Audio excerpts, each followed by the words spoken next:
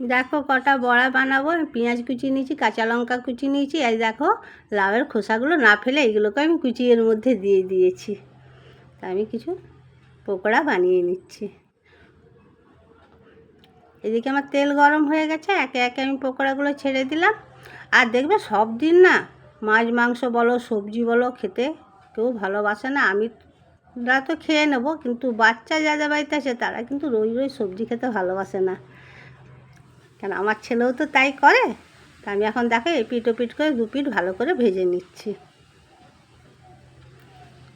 আমার ছেলে যদি দিনের বেলা সবজি খায়, রাত্রেবেলা বলে মা আমি আর সবজি খাবো না, আমাকে ভাজাভুজি কিছু করে দাও। কিন্তু ভাজা খাওয়া যে কত ক্ষতি সেটা কে শোনে বলো? কারোর বাচ্চাই শোনে না গো। আমার এত বড় হয়ে গেছে ছেলে, তাই শোনে না।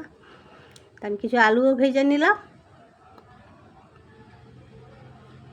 তার সাথে আমি একটা ডিমের অমলেটও বানিয়ে নিয়েছি। আর এই দেখো ভাতের থালাটা আমি সাজিয়ে নিয়েছি, ছেলেকে খেতে দিতে যাচ্ছি। তোমাদের যদি ভালো লাগে তাহলে তোমরা লাইক শেয়ার করো। আর ইউটিউব চ্যানেলে গিয়ে পিসিমণি রান্নাঘরটাকে একটু সাবস্ক্রাইব করে নিও। আর তোমরা সবাই ভালো থেকো, সুস্থ থেকো। কিন্তু বেশি কেউ ভাজা পোড়া খেও না গো। আমার ছেলেকে তো কথা বললে শোনে না। বেশি ভাজা টাজা খাওয়া ভালো নয়। তা আমি এখানে ভিডিওটা শেষ করি। Tata bye bye. পরের ভিডিওতে আসছি। আজকের মতন যাই।